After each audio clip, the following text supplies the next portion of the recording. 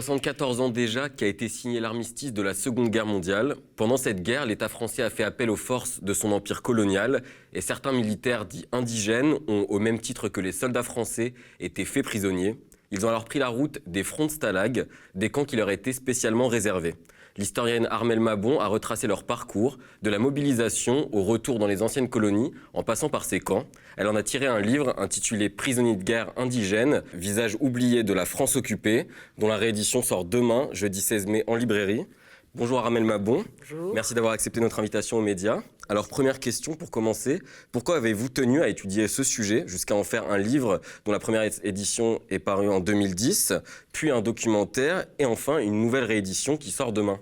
C'est une histoire qui est complètement oubliée. En fait, je me suis rendu compte que personne ne connaissait cette histoire de ces combattants qui étaient venus des colonies. Alors moi, je suis petite fille de prisonniers de guerre et je croyais que tous ces hommes étaient partis en Allemagne, comme les prisonniers de guerre métropolitains.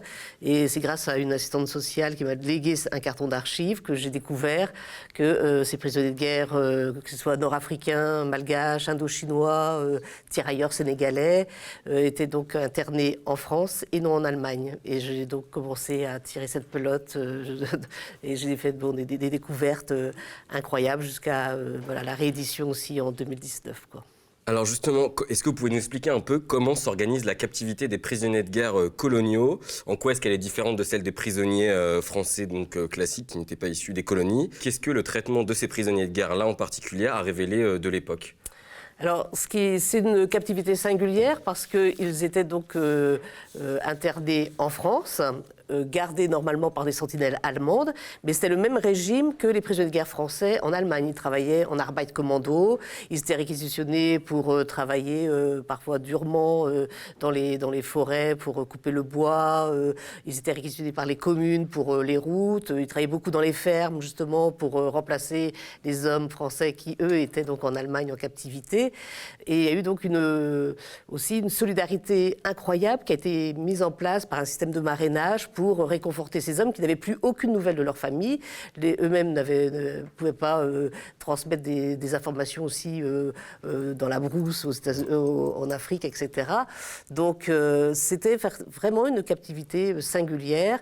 Alors il y a à un moment donné, les Allemands qui avaient besoin de leurs sentinelles pour aller sur le front de l'Est, ont demandé à Vichy de remplacer dans certains endroits les officiers, les sentinelles allemandes par des officiers des troupes coloniales. Donc c'est quelque chose qui a été considéré comme une trahison par ces prisonniers de guerre, puisqu'on ne voit jamais dans l'histoire militaire contemporaine des officiers garder leurs propres hommes de troupe, sachant qu'un prisonnier de guerre, sa vocation, c'est essayer de s'évader. Donc ça a été pour la plupart d'entre eux, ceux en tout cas qui ont connu ce qu'on appelle l'encadrement, mais en fait c'était un remplacement des sentinelles par des officiers ou même des civils. C'était pour eux comme une grande trahison. Donc la colère quand même vis-à-vis de la France a commencé à se voir aussi à travers cet épisode absolument pas du tout élogieux pour le régime de Vichy, mais là c'était le régime de Vichy. Il y a aussi donc des évasions qui ils ont rejoint les maquis, alors qu'il y a eu très peu de médailles, la médaille des évadés a très peu été attribuée à ces hommes, malheureusement. Et donc c'était particulier parce que il y a eu ce contact aussi entre la population française et ces hommes. Et puis il y a eu des histoires d'amour il y a beaucoup d'enfants métis qui sont nés pendant cette période de captivité, alors que bien sûr les Allemands interdisaient toute relation entre les femmes françaises et ces prisonniers de guerre, mais il y a eu vraiment un élan de solidarité qui a été vraiment qu'il faut montrer aussi encore maintenant. Enfin, je pense que dans l'ère du temps, c'est important de montrer cet élan de solidarité entre tous les populations locales qui ont caché aussi les évadés à leur risque et péril. Et il y a eu toute cette mobilisation importante qui s'est traduite jusqu'à la fin de leur captivité. Mais alors, il y a aussi un élément important, c'est que ces hommes ont été décimés par la tuberculose et par d'autres maladies. Il y a eu un taux de mortalité très important. Beaucoup sont morts dans le grand dénuement. Je sais qu'à l'Anne-Marie, il y a eu un lazaret qui il y a eu, je sais pas, des centaines de morts à cet endroit. Il n'y a aucune plaque commémorative, rien. Donc cette mémoire est encore à travailler. On ne peut pas laisser ces hommes sans mémoire. Il faut qu'on connaisse le sacrifice de ces hommes. Ils sont venus quand même se battre pour libérer la France. Donc voilà, c'est pour ça que c'est important qu'on le sache et qu'on puisse montrer ce courage, cette bravoure de ces hommes qui venaient de très loin pour un sentiment de liberté. D'accord. Alors, au même titre que les autres prisonniers de guerre, les prisonniers de guerre coloniaux ont aussi dû travailler pendant leur captivité. Comment ça se passait pour eux? Est-ce que le travail qu'ils faisaient était différent, plus ou moins dur que celui des autres? Comment ça se passait pour eux? Non, c'était du travail forcé. De toute façon, donc ils étaient réquisitionnés par les communes. Ça se passait exactement comme les prisonniers de guerre français en Allemagne. Et ils percevaient un petit salaire, vraiment tout petit. Je crois que c'était à peu près 8 francs par jour de l'époque, alors qu'un ouvrier gagnait 80 francs par jour. Donc c'était vraiment comme de l'argent de poche. Mais ils ont économisé cet argent puisqu'ils avaient des livrets d'épargne gérés par les Frontstalag. Alors certains d'entre eux qui travaillaient dans les entreprises qui fabriquaient les munitions, alors que c'était interdit par la Convention de Genève, eux, ils n'avaient pas le droit de sortir. C'était beaucoup plus strict comme condition. Alors que ceux qui bénéficiaient d'un service de marrainage, parfois, le dimanche, ils avaient le droit de sortir, retrouver ses familles, parfois accompagnés des sentinelles allemandes, mais sinon c'était quand même des conditions de captivité très dures. Voilà, quelquefois on voit des photos où ils sont effectivement dans les familles, mais c'était pas, voilà, il ne faut pas croire que leurs conditions étaient très douces, pas du tout. Et puis il y en a qui ont quand même été tués parce qu'ils ont essayé de s'évader. C'était une vraie captivité de guerre. Voilà. Alors vous avez évoqué le système de marrainage. Est-ce que vous pouvez nous expliquer en quoi ça a consisté, qui étaient ces marraines et à quoi elles servaient? Alors, ce système de marrainage, c'était souvent mis en place par des personnes de bonne volonté déjà, ou qui faisaient partie d'associations comme la Croix-Rouge, les Amitiés africaines. Et en fait, ils cherchaient auprès de jeunes filles, des écoles, etc., surtout pour écrire des lettres et pour confectionner des colis, notamment pour qu'ils puissent avoir, par exemple, du couscous, ou pour avoir des livres, pour avoir des instruments de musique. Donc, en fait, il y a eu comme ça toute cette complicité multiples pour adoucir leur sort durant la captivité.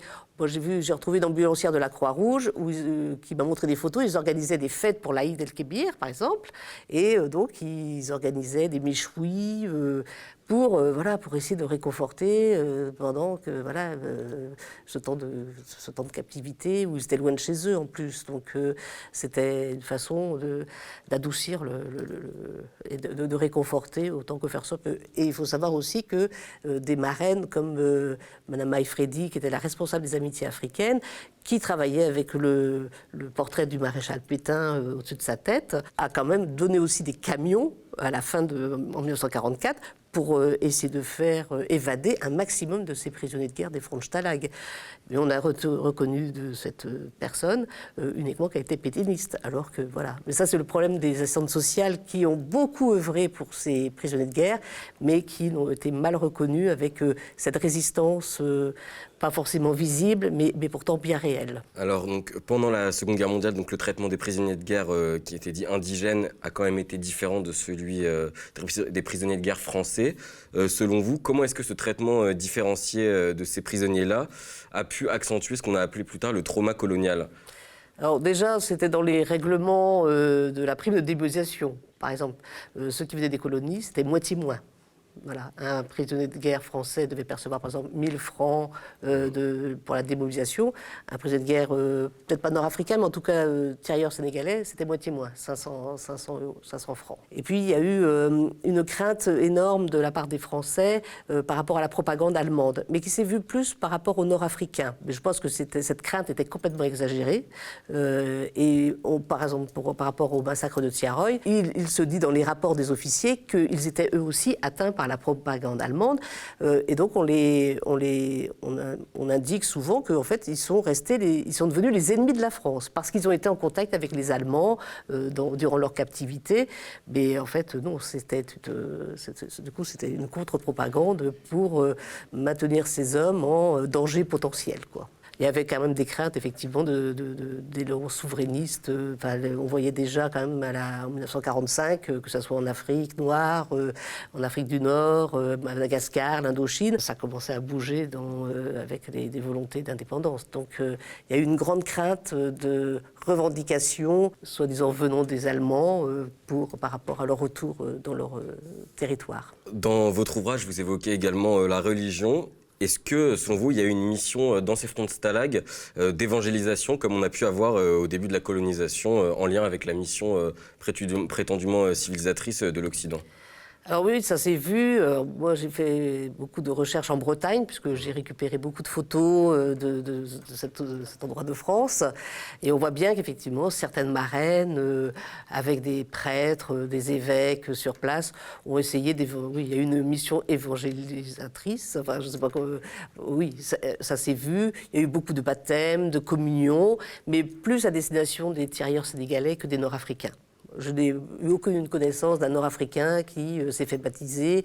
Par contre, oui, il y a eu une volonté parfois d'évangéliser ces hommes, qui deviennent catholiques. Alors c'est pour ça qu'à fois j'ai du mal à retrouver ces tirailleurs sénégalais, parce qu'ils changent de prénom. Voilà, Mamadou s'est transformé en Pierre, etc. Il y en a même un qui se trouve sur 2 monuments aux morts, avec son prénom de baptisé et son prénom d'origine. Voilà, c'était pas le lot de tout le monde, mais oui, c'est une situation qui s'est vue. Alors, vous avez évoqué la propagande. Selon vous, comment cette dernière a-t-elle été utilisée par l'État français pour à la fois mobiliser les troupes issues de son empire colonial et maintenir un système raciste basé sur des inégalités de droits entre les mobilisés français et les populations justement issues des colonies françaises ? Si on parle de la propagande allemande, bon, oui, peut-être qu'elle a existé plus ou moins, mais c'est pas... Par contre, oui, la France, quand il y a eu la libération de ces hommes, notamment pour les Nord-Africains, il y a eu des lavages de cerveau qui ont été faits, c'est ce qui se dit en tout cas, pour essayer de les remettre dans le bon chemin, etc. Donc il y a eu... Et puis c'est surtout cette crainte de la France libre par rapport à ces hommes. C'est surtout ça. Par exemple, pour les tirailleurs sénégalais, il fallait qu'ils regagnent très très vite leur territoire pour pas qu'ils puissent se regrouper, etc. Les Nord-Africains, ils sont restés un petit peu plus longtemps en France avant d'être libérés. Donc il y avait une suspicion terrible par rapport à ces hommes qui, en plus, étaient des combattants aguerris. Il y en a qui avaient rejoint la résistance. Ceux qui sont revenus donc, au Sénégal, ils se sont retrouvés avec des officiers qui n'avaient pas fait grand-chose pendant la guerre, bien au contraire.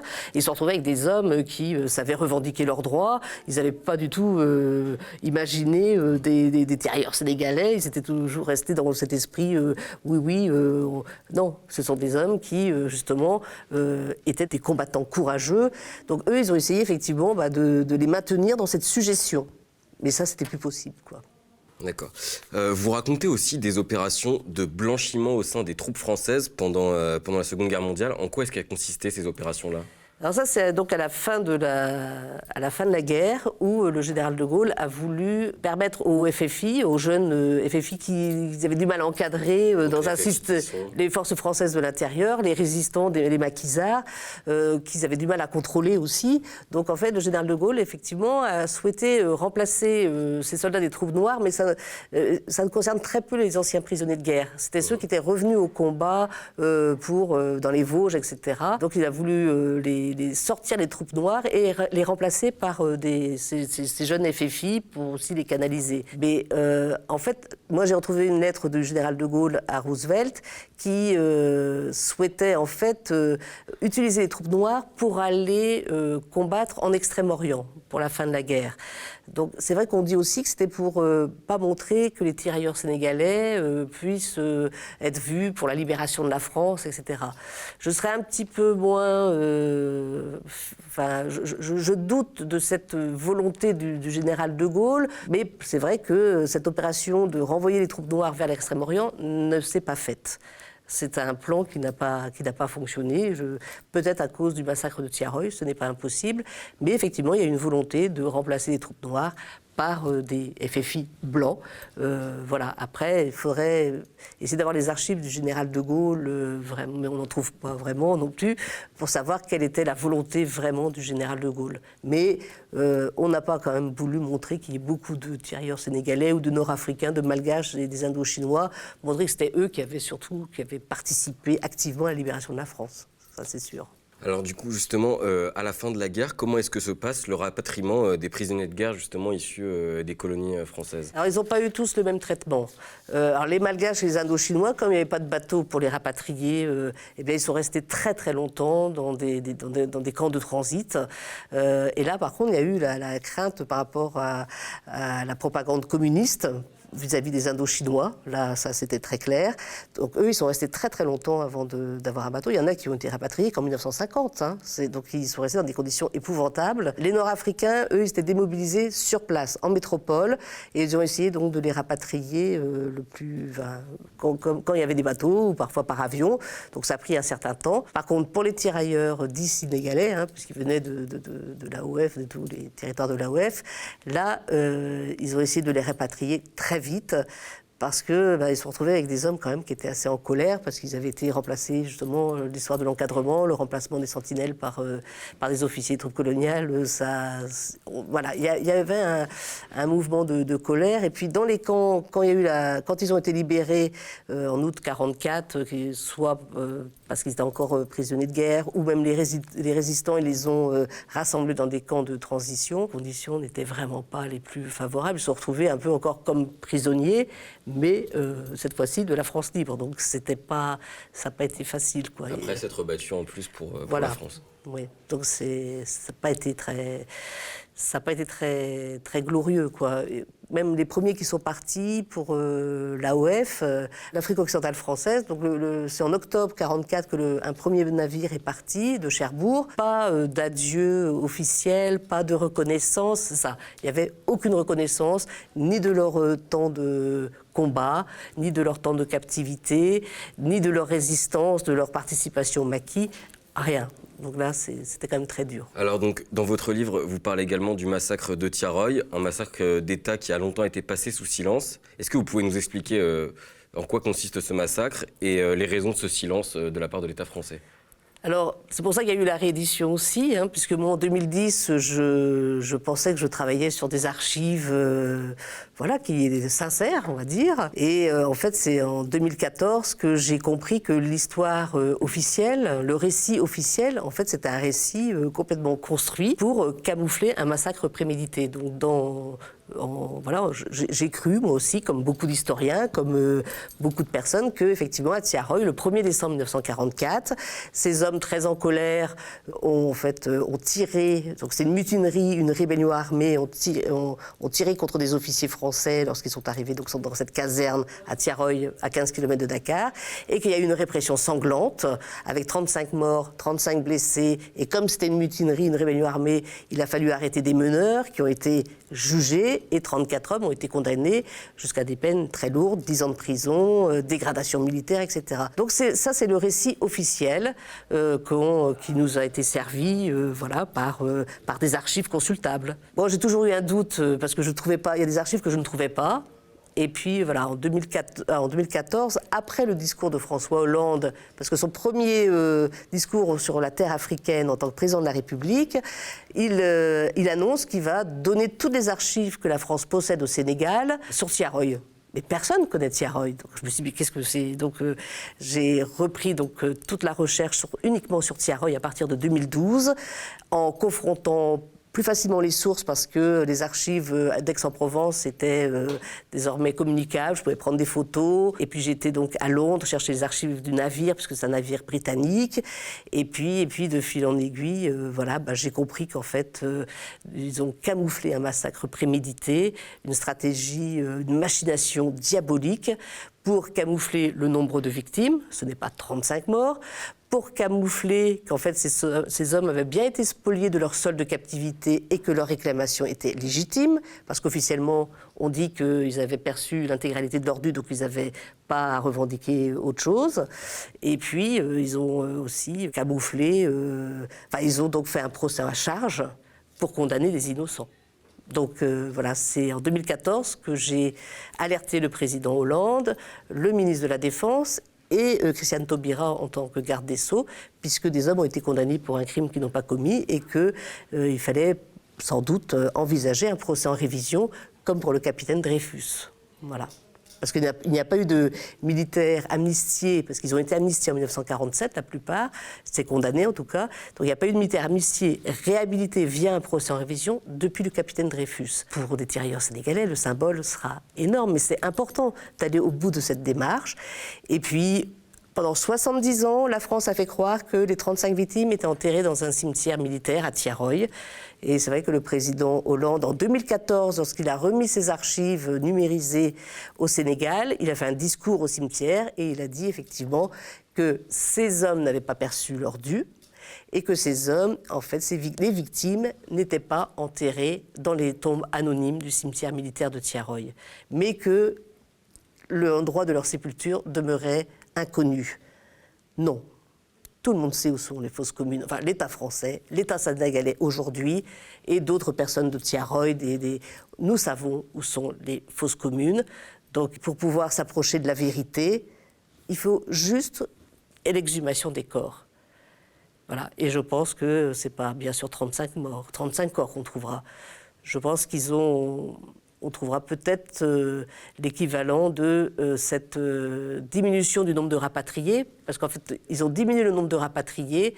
Il manque 400 hommes entre le départ et l'arrivée, le départ de Morlaix et l'arrivée donc à Dakar. On a fait croire que 400 hommes étaient restés à Casablanca, avaient refusé de monter sur le navire à l'escale de Casablanca, ce qui est archi faux. Donc ça pourrait correspondre au nombre de victimes, ce qui serait énorme. Mais ils ont quand même fait venir 3 automitrailleuses. 3 automitrailleuses qui tirent sur des hommes rassemblés, c'est une hécatombe. Et de toute façon, les corps ne pouvaient pas se transporter vers le cimetière. Ils ont été enterrés sur place. Donc maintenant, on est en 2019. Mais qu'est-ce qui empêche d'aller jusqu'au bout de cette recherche de la vérité? C'est une décision politique uniquement. Maintenant que le travail a été fait historique, nous savons que c'est un mensonge d'État. Il faut arrêter de le réitérer systématiquement. De toute façon, au Sénégal, c'est une cicatrice qui n'a jamais été refermée. Tout le monde, beaucoup de gens savent qu'il y a eu un gros mensonge derrière tout ça. Qu'est-ce qui empêche de réhabiliter ces hommes? Qu'est-ce qui empêche de dire, oui, d'aller exhumer les corps? Je pense que si ça avait été des prisonniers de guerre métropolitains, des officiers ou des Blancs, tout simplement, il y a longtemps que ces corps ont été exhumés. Donc on arrive presque à un racisme d'État. Donc il faut du courage politique pour aller jusqu'au bout d'arrêter ce mensonge. Voilà. Moi, j'ai fait mon travail d'historienne. J'essaye effectivement de retrouver ces archives secrètes. Alors, Thiaroye, il n'y a plus de secret défense sur Thiaroye, puisque le ministre Le Drian a signé une dérogation générale en septembre 2014 pour toutes les archives sur Thiaroye. Sauf que cette dérogation était quand même curieuse, c'était une dérogation qui était politique, puisqu'il n'y en était que 3 chercheurs à avoir fait une demande de dérogation sur les seules archives qui restaient non consultables librement. Donc en fait, je suppose que c'était pour faire croire à une transparence complète. Donc c'est pour ça que je me retrouve avec le collectif Secret Défense. Thiaroye se retrouve dans le collectif Secret Défense Enjeux démocratiques, puisque il y a des archives secrètes, il y a des obstructions, et pour essayer de maintenir un récit officiel dont on sait maintenant qu'il est complètement tronqué, mensonger. Donc voilà, il faut peut-être maintenant passer à... Parce qu'il y a des familles qui attendent la vérité, le deuil ne se fait pas non plus. Donc voilà, moi j'ai retrouvé un seul fils d'une victime, enfin c'est le seul descendant direct d'une victime que j'ai pu retrouver au Sénégal. En 1970, il a demandé des explications pour la mort de son père, et il demande la mention mort pour la France.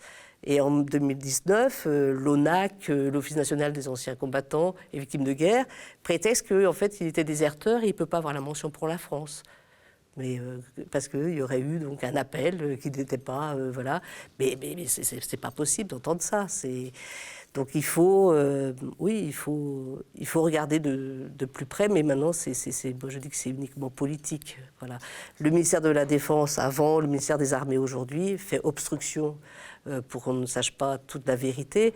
Mais ça, je ne vois pas à quoi ça sert maintenant. De toute façon, bien sûr on dit que l'armée c'est la grande muette. Mais même pour l'honneur de l'armée, on ne peut plus continuer sur son mensonge. Moi, mon plus grand soutien, ça a été un général, le général Bach, qui est décédé l'année dernière, qui était directeur du service historique de l'armée de terre. Il l'a compris, il sait, il a dit pour l'honneur de l'armée, il faut dire maintenant, il faut dire les choses, il faut dire la vérité pour la mémoire de ces hommes, pour la mémoire de l'armée, de tout le monde, même des officiers. Oui, il y a des officiers qui ont été compromis dans ce massacre, mais ils sont morts et enterrés depuis très longtemps. Voilà, il n'y aura pas de procès pour ces hommes coupables d'avoir assassiné ces tirailleurs sénégalais quand ils sont revenus de captivité. Mais maintenant, par contre, la mémoire de ces hommes doit être restaurée. C'est important. C'est important aussi pour qu'on puisse vivre sereinement dans cette période un peu mouvementée. Parce que ce sont des hommes qui venaient le nombre de victimes les plus importantes, c'est la Guinée, le Mali, la Côte d'Ivoire aussi, et bon, le Sénégal. Mais voilà, il y a un mémorial incroyable à Bamako où c'est bien marqué aux martyrs de Tiaroy, avec la réalité presque des faits. Donc maintenant, il faut que la France aide le Sénégal, aide Macky Sall et lui dise exhumer les corps. Et après, il y aura le procès en révision, puisque ça sera un élément nouveau, puisqu'on verra bien qu'il y aura bien plus que 35 corps. Donc moi, c'est vrai que je demande au président Macron, à la ministre des Armées, à Jean-Yves Le Drian, maintenant ministre des Affaires étrangères, dites à Macky Sall, demandez à Macky Sall d'exhumer les corps. Moi, j'ai Biram Sangor, ce fils d'une victime, qui a 80 ans, qui est quasiment aveugle. Il attend l'exhumation du corps de son père. Pendant toutes ces années, on lui avait fait croire que son père était dans une tombe anonyme au cimetière militaire de Tiaroy. Et en 2014, on lui dit, non, il est dans une fosse commune. Allons jusqu'au bout. Enfin, je trouve ça... j'ai du mal à comprendre pourquoi il y a une telle résistance à aller affronter la vérité. Elle émerge maintenant.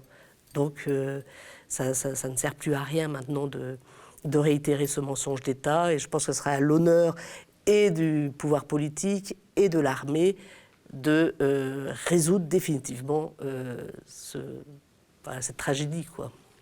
Merci Armelle Mabon. Donc je rappelle que la réédition de votre livre sort demain, donc jeudi 16 mai, aux éditions La Découverte. Merci. Merci à vous.